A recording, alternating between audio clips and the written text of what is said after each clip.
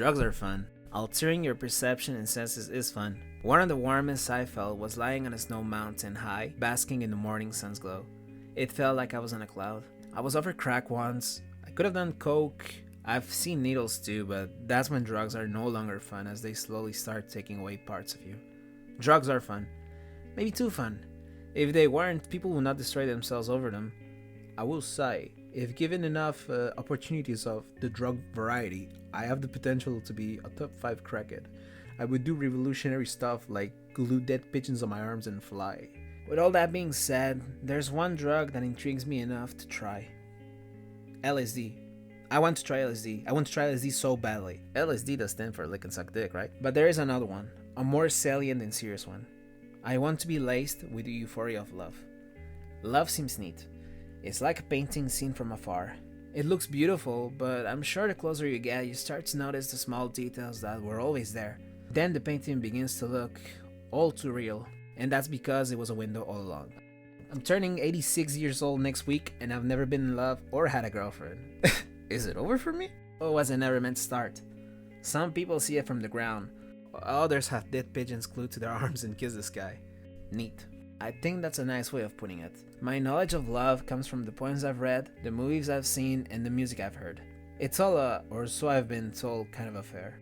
I don't know how real it is, but the thing I found sweetest is how even if you were to hate yourself, there would be someone out there who would find beauty in you. Still, here comes mean old Bobby Boy spitting on Baby Cupid's face. I'm just saying, on paper, you're stuck with the same person forever.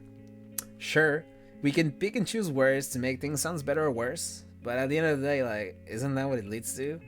I understand I'm gonna choose and like the person I'm with, at least I hope. But I don't know. It sounds like a vacation where you have to go to work.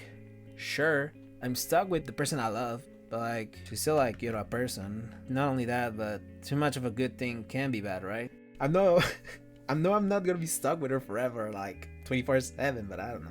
I think I'm being a little too much of a negative Nancy. Let's try to be positive and think of the upsides. Well, for one, I guess in a world meant for two, she would hold my hands in chains and give me the keys out of the prison of loneliness. The charming beauty of the female essence would tend the garden on the rocky grounds of a young man's heart. The downsides? Women be crazy, am I right? Also, women do like to talk. Like a lot.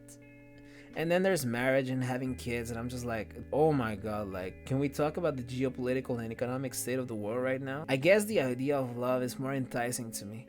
I may sound like I hold a bitter grudge towards love, but don't let me be misunderstood.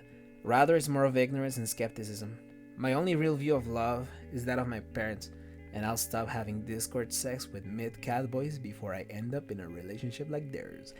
There's no way. I'm not gonna go into details, but they should have divorced a long time ago, but they stayed because of a little baby boy named Bobby Boy. I also think they know, whether they like it or not, they need each other. In a way, is that love? Maybe this is why I view love the way I do. I saw the milk turn sour. I do have to clarify, I do have more optimism about love than this video leads to believe. I am not that much of a downer, remember, unbreakable human spirit here. Usually in these videos, unless stated otherwise, I am thinking out loud. I find great value in the bad or ugly or whatever you want to call them, thoughts. They are very interesting and aren't heard as often, at least in a lucid type of way. A lot of this is what I feel and not necessarily what I believe, but come on. Who wants to hear the sappy fanfares of love? I know, love is cool. I know I'll find love. Believe it or not, this chimp has redeeming qualities. I know I'll find someone that's nice enough, that's bearable enough, that's okay enough. And yeah, I'll be happy forever.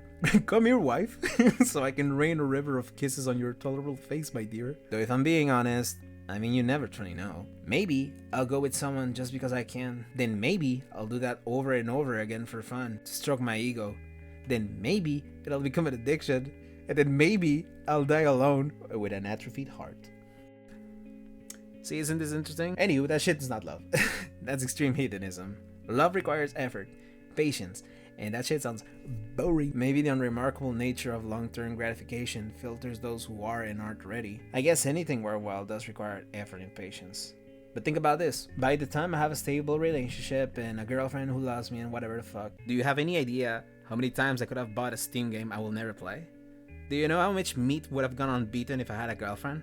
Or maybe, I don't know what I'm talking about. Maybe it's like a starry night. How many of my nights have been empty due to light pollution? I don't think I've ever seen what's out there, in more ways than one. Maybe someday I'll find myself in a place far removed and I'll look up to see what I've been missing is real. People do fall in love after all. In the past, I used to fall in love so easily. Whenever I met a girl and she was being nice to me, or rather, gave me the least bit of attention, my dumb shit's brain's heart awoke, only to get the wrong idea, and I'd start to fall in love with her. She'd be talking to me and I'd have no clue how to process what I was feeling, like the first guy to discover dinosaur fossils, you know? Well, of course, you know. But also, unique experience don't exist anymore. Don't go calling me Sigmund Freud, but I assess that this is a side effect of prolonged loneliness and neglect. Because with silver eyes, I realize she's simply a nice girl who is nice to everyone, treating the socially inept like a normal person. And it was never love, it was always lust. The fucked up thing is, I'd be fine with a broken heart because I got to feel. Well, I say this now, but more than likely I'd probably be a mess, depending how much she meant to me. Well, I mean, duh, right? If I was just with her for the meme, then what the fuck would I be weeping over? If anything, I'd be happy. The Wienermobile is back in business, ladies. But seriously, heartbreak is an authentic pain. Love is a primordial feeling I hadn't lost. I stood near the warmth of this Promethean flame and watched it as it got dimmer. I got to feel something meaningful that some search and never find, which pierced through life's daily monotony. Being stressed over nothing, hurting myself over things that will most likely never happen, are cheap imitations of the real thing. Because unlike those, this pain meant something, and I got the opportunity to use my heart. Bear in mind, I would not think this was all Nito Burrito, right? If she cheated on me by getting gangbanged and posted it on the hub with professional lighting. Bro, she's getting bukkake under the RE Skype Paddle S60C that was used on the filming of La La Land, bro.